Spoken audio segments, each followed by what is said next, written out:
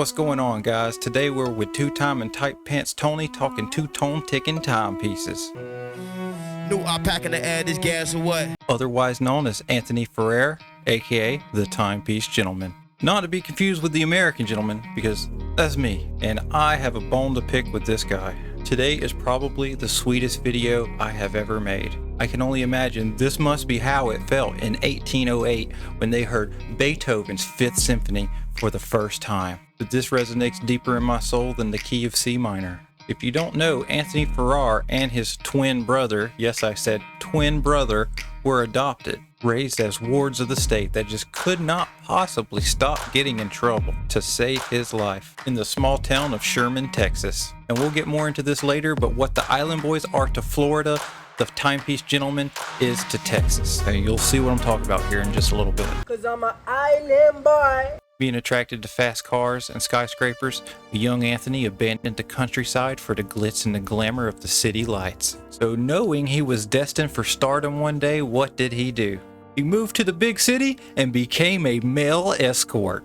Oh yeah, you can't even make this stuff up. But there's only one problem. Mr. Ferrer could not stay out of jail and could not stay off of drugs. So after his repeated arrest, one day, fresh out of jail, ankle monitor on his leg, desperate to turn his life around, he had an epiphany. He had realized that he had blown enough dicks in the back alleyway to buy him a nice watch. And for the first time ever, he put that beautiful watch on his arm and had another idea. And this man was a little silver-tongued devil. He could blow you harder than you ever been blown before and then convince you to blow $10,000 on a watch. His business relationships were beautiful. What a legend in the game. But there's only one problem: he didn't have a steady stream of watches. So in comes Marco, Anthony's new business partner. Marco already had established relationships at the Rolex ADs and within the gray market, so he could get the watch, hand it to Anthony, and Anthony will flip it and sell it and bring back the money. They had a beautiful partnership, and they started a business, and they called themselves the Timepiece Gentleman. And to grow their business in true narcissist form, Anthony began videotaping every single thing he does and became known as a pioneer in the watch vlog space. Before you know it, everybody wanted to be like Anthony, but things weren't as they appeared. They could smell the penis on his breath, but they just couldn't pin him down for it. Marketing genius. One day, after Anthony built up his business and had millions of dollars worth of other people's watches on loan in his shop, he decided to get a brain-melting idea to get some eyes on his business. And that's when I started becoming very skeptical of this guy.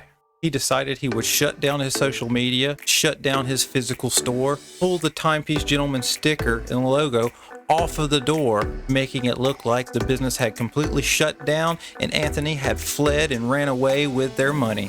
He freaked people out so much they even got all his bank accounts frozen. And during the height of this debacle, Anthony had the audacity to refer to himself as a marketing genius. Can you believe that? This stunt that he pulled almost completely destroyed faith in the gray market and almost completely ruined his business. So Anthony apologized, said, haha, it was all a joke to spread awareness about some BS. I'm still here. I got everyone's money, everybody's watches. And over time, it may have looked like a bad marketing stunt gone wrong, but I think there was something much sinister underneath the surface. Fast forward a few months, Anthony goes to LA. While Anthony is in LA, masked armed robbers break into his house and take all of his watches and money.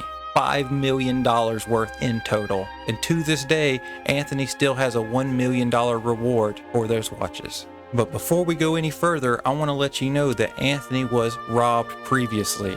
And when he was robbed before, he gave them a fake watch. He did old switcheroo on them. And I believe when he was asked why he had the fake watches, pretty much said, oh, for this exact situation, in case somebody tries to rob me, I can just give them the fake one. So that in itself brings a whole lot of questions. How long has he been doing this? How many fake watches does he have? Does he have one fake watch for every real watch he has? And why would you even have a really good super clone anyways? Why? There's no point. And on one video, as soon as he gets to LA, he starts taking out millions of dollars worth of watches out of the car in broad daylight and starts playing with them and going through them and talking about them. This much money on the LA streets, just casually, nonchalant, pulling them out and playing with these Patek Philippe's and Richard Milles. Like, what the hell are you doing? Nobody does that.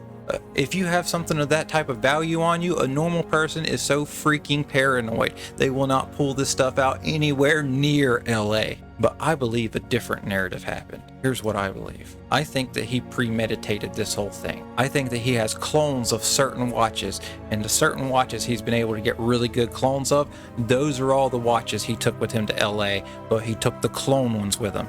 And then once he got to LA, he started playing with them in the street to show you that he has them, to show you what he has there, so that later on that night, whenever he gets robbed, you'll know exactly what's missing for the insurance and for everything else. Everybody will know because they've seen it with their own eyes. But I think he paid those people to go in there and steal the fake watches from him while he has the real watches back home, and now he gets to go commit insurance fraud and keep the watches. Allegedly. I have no proof of this, but I've been watching how this man thinks, and I'm on to you, son. I'm on to you. But this incident was not the end, and according to Anthony, his luck was about to get even worse. On August 3rd, 2023, Anthony releases a video titled, "I've finally hit rock bottom, $5 million in debt." A true island boy through and through. Twins, check. Foster care, check. Tattoos, check. Likes men, check. Scammer, check. Hell, only thing he's missing is the face tats and the hair wicks, and he'll be an island boy. In this video, he details how he spent all his money on cocaine and hookers, most likely male hookers, but he did not specify. And then he says he goes home and drinks himself to death until he blacks out every night to deal with the pain, because he's the victim, right? And I feel you. I've been an alcoholic in my life, but I've never lost nobody $5 million, I'll tell you that. Hell, I can't find nobody to even give me $5 million to even take the $5 million. But if you got $5 million and you're looking to part with it, hey, look no further, I'm right here. And then again, on August 10th, 2023, he releases another video titled, "This is my last video." In this video, there's a couple profound things I noticed and a couple questions I have. And in this video, he says that he's finally leaving the watch game for good. He's leaving the gray market, he's not dealing in watches no more, and this will be the last time you hear from him about this topic. But Anthony, weren't you supposed to help start paying back the people that you owe money to? And isn't the only way that you can do that through selling watches? But if you don't sell watches anymore, how are you gonna pay for anything? And then it dawned on me, because number one, he doesn't plan on paying back anything, and number two, I don't believe he's lost the $5 million. I think the clients that he got the money from, they've lost the $5 million, but I think he knows exactly where it is. And the fact that this man is not concerned about money and is quitting his job and not getting another job, well, that tells me that he must have plenty of money. He must not need to work.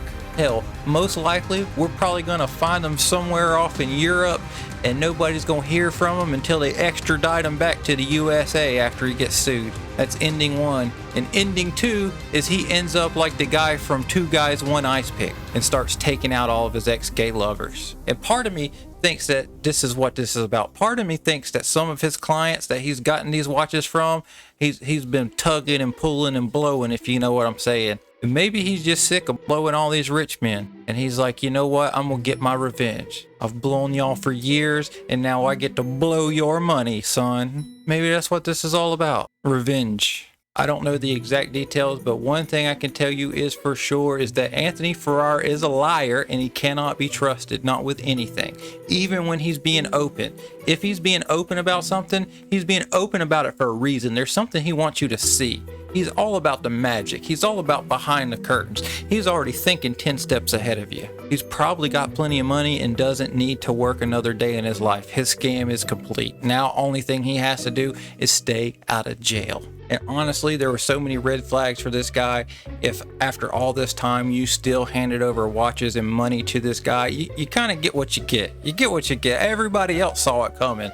You were the only person that didn't. Anyways, guys, that's the video for today. All this stuff is allegedly, and I have no concrete proof for anything I'm saying. I've just been in the streets for a long time, and I know how a lot of street people think. So anyways, guys, let me know what you think down in the comments. Is this going to force him back to a life of prostitution? How many tugs does it take to buy a Rolex, and how fast can he get there? Do you think he's really spent all the money, or do you think he's about to run off into the sunset? I'd like to think I would notice if $5 million went missing. Well, guys, until next time, don't forget to be good on your way to becoming great. Love you guys. Till next time. Fuck your Louis V and Gucci.